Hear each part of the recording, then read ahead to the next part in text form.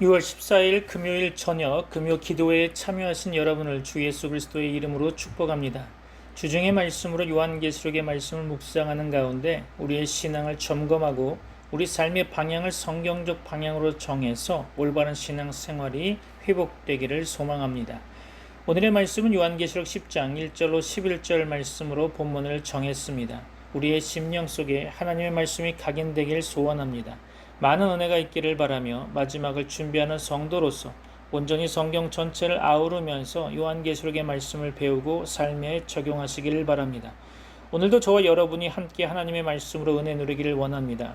오늘 말씀을 함께 합독하실 텐데 요한계시록 10장 1절로 4절까지만 다 같이 합독하도록 하겠습니다. 요한계시록 10장 1절로 4절입니다. 내가 또 보니 힘센 다른 천사가 구름을 입고 하늘에서 내려오는데 그 머리 위에 무지개가 있고 그 얼굴은 해 같고 그 발은 불기둥 같으며 그 손에는 펴놓은 작은 두루마리를 들고 그 오른발은 바다를 밟고 왼발은 땅을 밟고 사자가 부르짖는 것 같이 큰 소리로 외치니 그가 외칠 때 일곱 우레가 그 소리를 내어 말하더라. 일곱 우레가 말을 할 때에 내가 기록하려고 하다가 곧 들으니 하늘에서 소리가 나서 말하기를 일곱 우레가 말한 것을 임봉하고 기록하지 말라 하더라. 아멘. 그리스도 안에서 사랑하는 성도 여러분, 지금까지 우리는 1장부터 9장까지 살펴보았습니다. 일곱 교회의 모습을 살펴보았고요. 일곱 인을 떼실 때 수반된 환상을 살펴보았습니다. 이어서 일곱 나팔을 부는 장면을 살펴보고 있죠. 일곱 경고의 나팔 가운데 여섯 나팔이 울려 퍼졌고 지금 일곱째 나팔 소리가 울려 퍼져 가고 있고요. 지금 일곱째 나팔 소리가 울려 퍼지기 직전 막간의 사건 속에는 두 가지 환상을 포함하고 있습니다. 오늘 본문에서는 그 첫째 환상이 담겨 있는데요. 그것을 살펴보려고 합니다. 이 환상은 일곱째 나팔과 직접적인 관련이 있어 보입니다. 지체하지 아니하리니 일곱째 천사가 소리내는 날 그의 나팔을 불려고 할 때에 하나님이 그의 종 선지자들에게 전하신 복음과 같이 하나님의 그 비밀이 이루어지리라. 아멘. 이러한 사실을 알리기 위해 이 환상이 주어진 것입니다. 그래서 사도 요한은 지금 일곱째 나팔에 관련된 사건을 알리기에 앞서 한 천사의 환상을 소개하고 있습니다. 사도 요한이 선지자로서 하나님의 사역을 위임받는 장면도 기록되어 있죠. 하나님이 그에게 주신 사명은 곧 완성될 하나님의 구속 계획을 만방에 알리는 일입니다. 오늘 본문의 환상은 크게 세 부분으로 나눌 수 있는데요. 첫째 장면은 1절로 4절까지죠. 한 힘센 천사가 등장하고 있습니다. 둘째 장면은 5절로 7절 말씀인데요. 이 힘센 천사가 하늘을 향해 손을 들고 맹세하는 장면이 연출되어 있습니다. 임박한 종말을 선언하고 있는 거죠. 셋째 장면은 8절로 11절이죠. 사도 요한이 다시 예언할 사명을 위임받게 됩니다. 먼저 첫째 장면부터 살펴보려고 합니다. 계시록 10장 1절로 4절 다시 한번 보겠습니다. 내가 또 보니 힘센 다른 천사가 구름을 입고 하늘에서 내려오는데 그 머리 위에 무지개가 있고 그 얼굴은 해 같고 그 발은 불기둥 같으며 그 손에는 펴놓은 작은 두루마리를 들고 그 오른발은 바다를 밟고 왼발은 땅을 밟고 사자가 부르짖는 것 같이 큰 소리로 외치니 그가 외칠 때 일곱 우레가 그 소리를 내어 말하더라. 일곱 우레가 말을 할 때 내가 기록하려고 하다가 곧 들으니 하늘에서 소리가 나서 말하기를 일곱 우레가 말한 것을 인봉하고 기록하지 말라 하더라. 아멘. 숱한 천사가 등장하는 것이 계시록의 특징일 것입니다. 계시록 같은 묵시 문학에서는 천사가 큰 역할을 하죠. 여기서 등장하는 힘센 다른 천사는 계시록 8장 3절에 나온 금향로를 가진 천사와 구별되어 보입니다. 그뿐만 아니라 일곱 나팔을 부는 천사들과도 구별되어 보이죠. 세상을 사는 사람들의 사명이 각기 다르듯이 수많은 천사도 각기 다른 사명을 맡고 있을 것입니다. 힘센 천사라 불리는 것이 어울릴 만큼 그 천사에 대한 묘사가 장엄해 보이죠. 매우 장엄하다 보니 어떤 이들은 이 장엄한 모습의 천사가 그리스도를 상징한다고 보고 있지만 계시록은 단 한 번도 천사를 그리스도와 동일하게 여기고 있지 않고 있습니다. 그의 메시지의 장엄함에 어울리도록 위험 있는 모습을 하고 있을 뿐이죠. 그는 구름을 입고 하늘에서 내려오고 있습니다. 그 머리에는 무지개가 있죠. 영광스러운 머리띠처럼 무지개가 두르고 있는 것인지, 아니면 그 용모에서 발하는 영광스러운 빛인지 어느 곳으로 이해해도 상관없겠죠. 그 얼굴은 해같이 빛나고 있다고 했습니다. 그 발은 불기둥 같다고 했죠.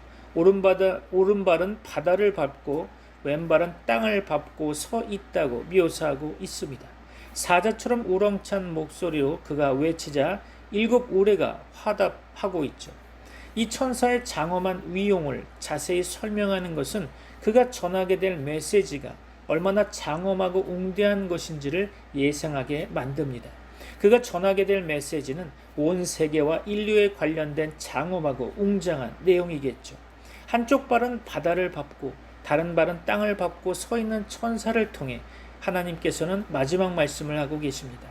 그가 우렁찬 목소리로 외치자 말을 한 7 우레의 소리를 사도 요한이 적으려 했으나 제지를 받게 되죠.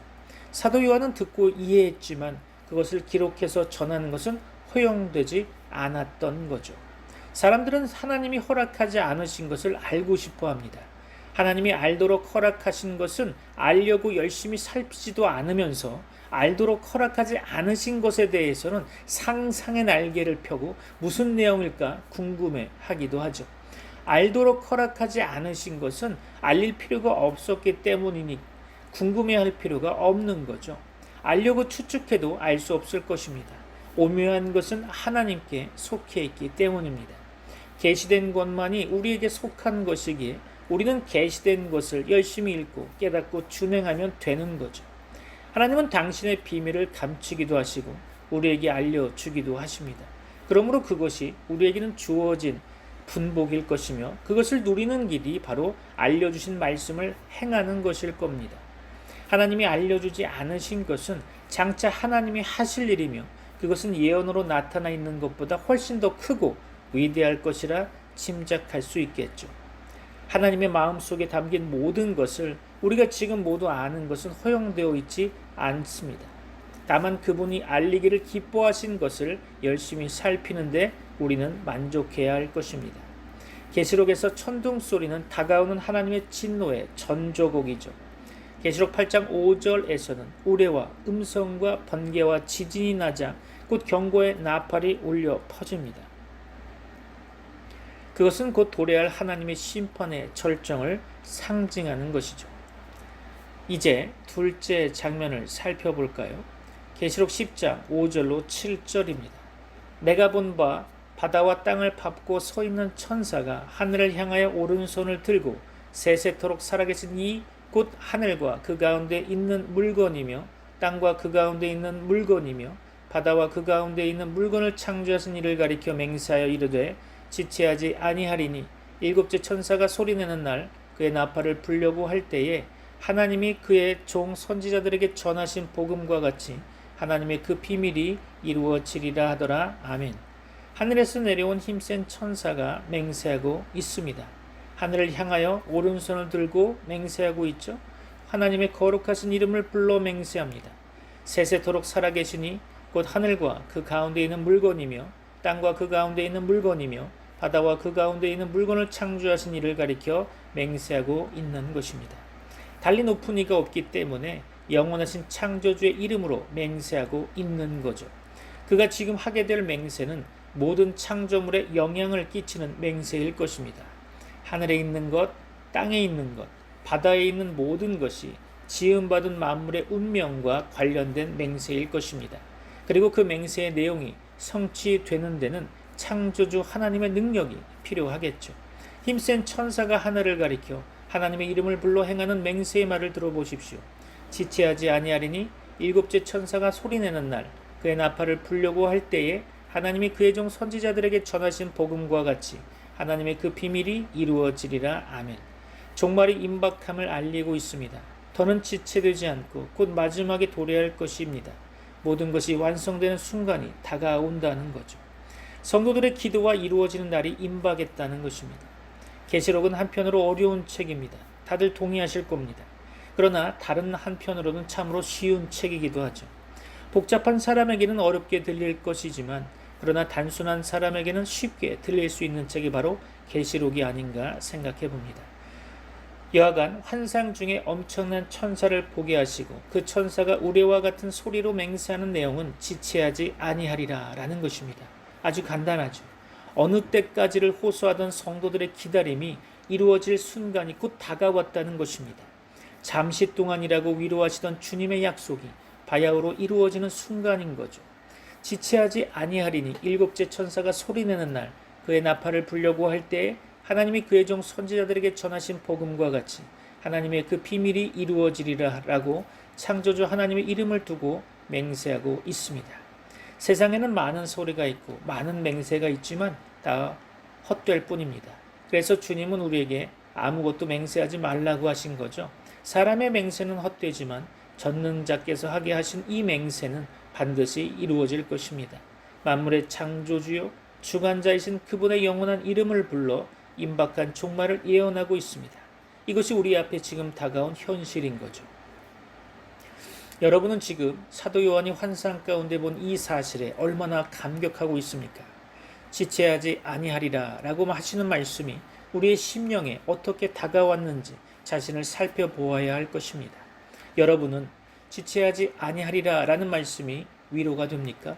그 말씀에 감격한다면 여러분은 성도답게 사는 사람들일 것입니다.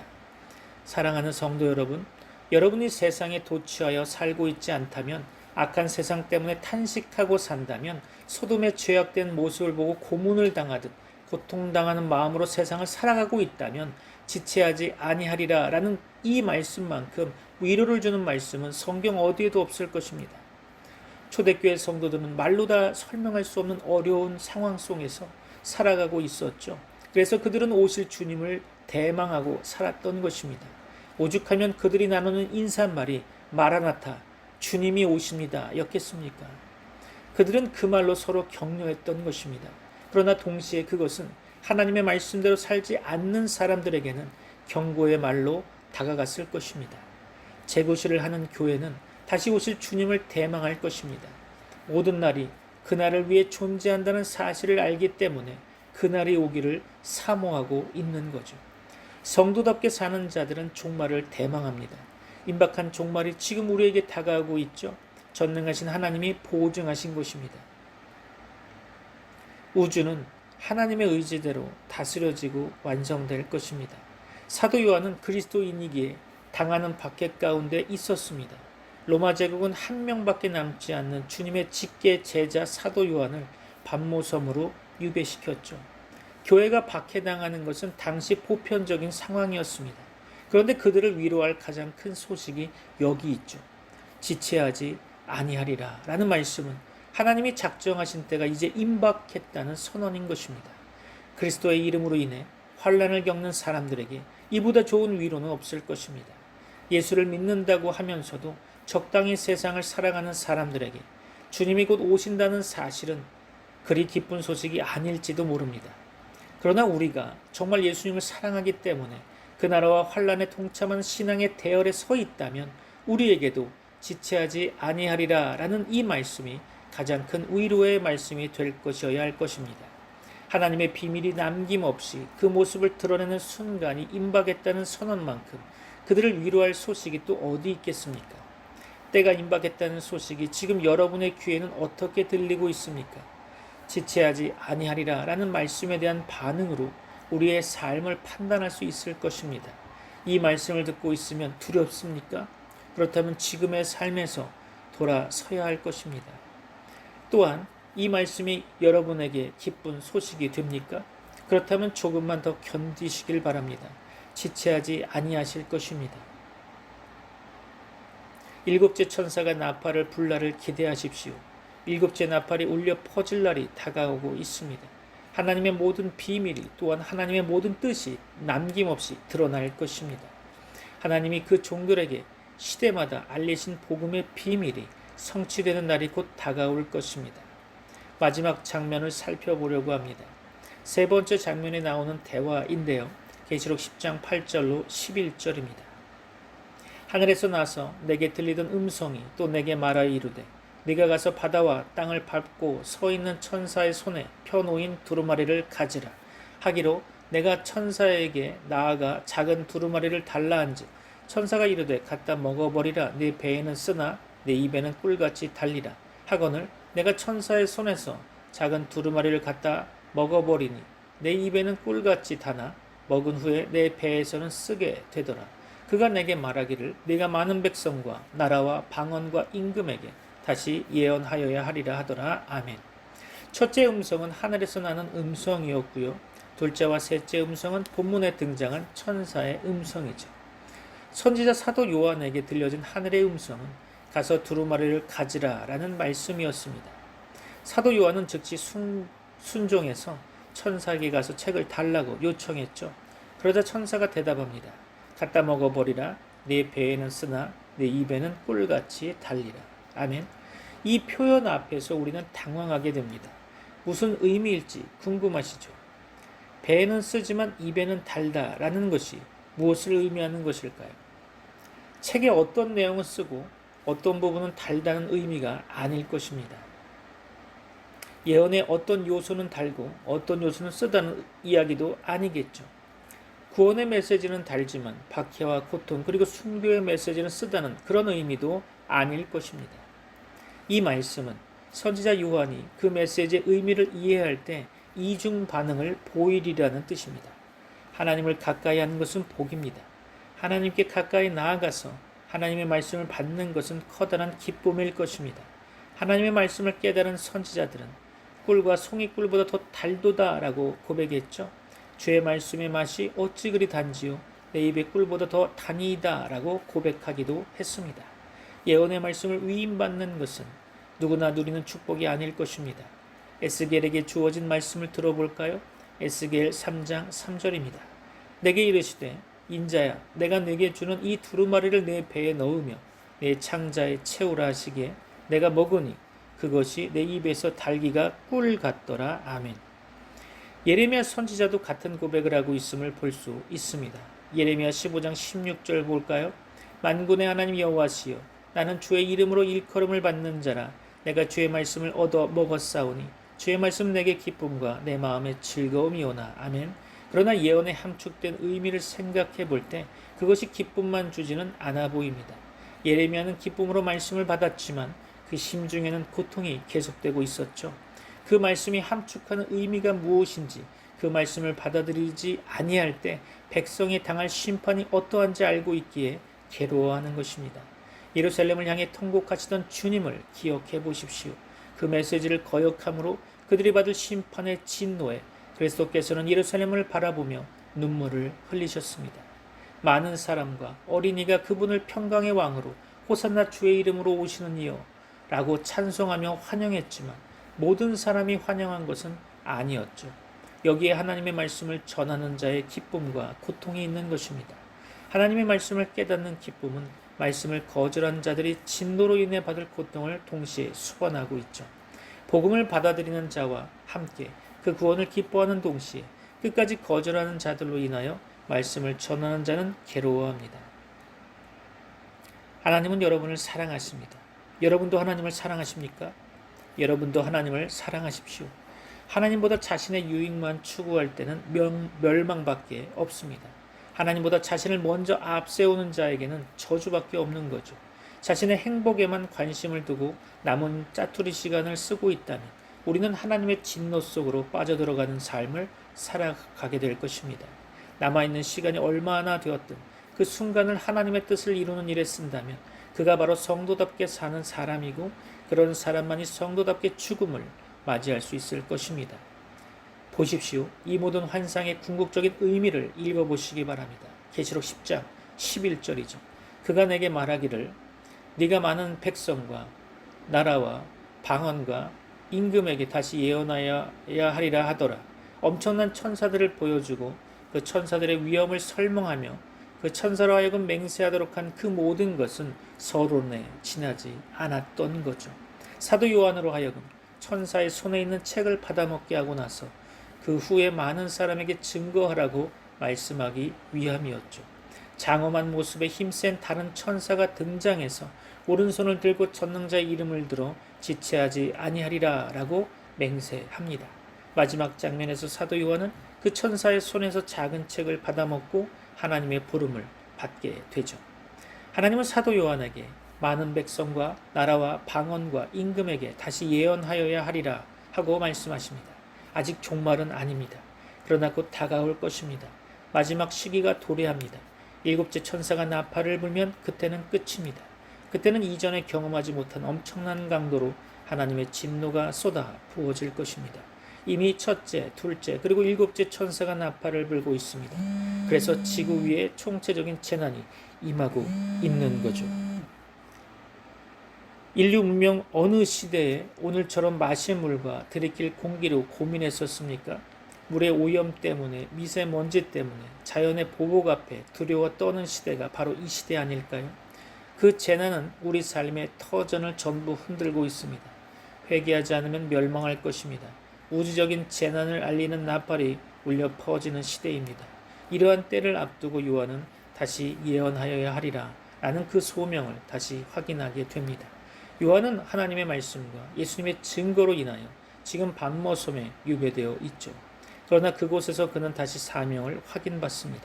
지금 이후로 그는 많은 백성과 나라와 방언과 임금에게 가서 증거해야 합니다. 이제는 한 지역이 아니라 온 지역에 가서 복음을 전해야 할 때가 온 거죠. 주님이 처음 세상에 오신 이후 주님의 다시 오심을 앞두고 있는 지금 이때 만민에게 가서 복음을 전해야 하는 때입니다. 많은 백성과 나라와 방언과 임금에게, 즉 모든 문명세계 전역에 이르는 예언인 것입니다. 지금 일곱째 나팔 소리를 앞두고 역사의 완성과 새 왕국의 도래를 알리는 예언을 하고 해야 합니다. 세계 역사가 완성되는 날이 오고 있다는 것을 전해 주어야 하는 거죠. 모든 날은 그날을 위해 준비되었습니다. 그날을 준비하기 위해 우리는 작은 책의 말씀을 갖다 먹고 소화해야 하는 것입니다. 다가올 심판에 관한 소식을 전해야 합니다. 주님의 재림에 관한 소식을 듣고 그냥 두려워 떨고만 있어서는 안 될 것입니다. 들림받지 못하면 산채로 가죽을 벗긴다는 것 때문에 두려워서 자기만 구원받기 위해 안간힘을 쓰는 어리석은 자리에서 벗어나야 합니다. 그것은 신앙 자체가 잘못된 사람들의 모습인 거죠. 우리가 구원받은 것은 섬기기 위함입니다. 맞습니까? 남을 섬기기 위해 구원받았다면 가장 힘든 순간에도 남아서 증인 노릇을 해야 하는 거 아니겠습니까? 마지막 때의 무시무시한 재앙의 묘사에 겁먹고 두려워하는 것은 확신이 없기 때문일 것입니다. 저는 제 이름이 마지막 때에 불릴 것을 확신합니다. 여러분도 확신하고 있습니까? 여러분의 이마에 하나님과 그 어린 양의 도장이 새겨져 있음을 확신하고 있습니까? 확신한다고 다 되는 것은 아니겠지만 하나님은 반드시 성령을 통해 확신을 주시며 위로와 힘을 주실 것입니다. 저는 또한 그분이 오시면 들림받을 것을 믿고 있습니다. 그러나 그날이 언제인지는 성경이 말했듯이 알 수가 없는 거죠. 다만 그날이 다가오는 것을 느끼는 만큼 나가서 복음을 전하는 것이 우리의 사명일 것입니다. 마지막 때가 되었으니 빨리 자신이 들림받을 준비나 하지 선교는 뭣땜시 하느냐 라고 누군가 여러분에게 이런 말을 한다고 하면 그들이 이단임을 보여주는 증거일 것입니다. 지체하지 아니하리라 라는 말씀의 결론은 가서 하나님 주신 소명과 사명을 감당해야 한다는 것입니다. 우리는 지금 다시 예언해야 하는 시대에 살고 있습니다. 더 넓은 시야를 가지고 복음을 전해야 할 것입니다. 우리가 살고 있는 이곳만 보아서는 안 되겠죠. 우리가 심기일전에서 다시 예언해야 하는 것은 이제 시간이 얼마 남지 않았기 때문입니다. 새로운 긴박감을 가지고 복음을 전해야 할 것입니다. 곧 다가올 역사의 완성을 내다보고 있기 때문이죠. 총체적으로 쏟아부어질 재앙을 앞둔 시대에 살고 있기 때문입니다. 마지막 일곱째 경보의 나팔이 울려 퍼지고 나면 이제 심판 아래로 빠져들 것입니다. 일곱째 나팔이 울려 퍼지기 직전을 우리는 살고 있습니다. 많은 백성과 나라와 방언과 임금에게 해야 할 일이 우리에게 있는 거죠. 임박한 하나님의 진노가 쏟아부어지기 전에 우리에게 주어진 사명이 있습니다. 긴박감을 가지고 우리에게 맡겨진 시간을 다시 예언하는 일에 사용해야 할 것입니다. 아직도 돌아오지 않는 이들에게 마지막으로 한 번 더 엄중한 경고를 해야 합니다. 복음을 전하는 일에 헌신한 여러분이 되기를 바랍니다. 여러분을 축복합니다. 기도하겠습니다. 이제는 우리 주 예수 그리스도의 은혜와 하나님의 사랑과 성령님의 교통하심이 트리니티 미라클 교회 모든 권속들과 세계 교회 위에 이제부터 영원까지 함께 있을지어다. 아멘.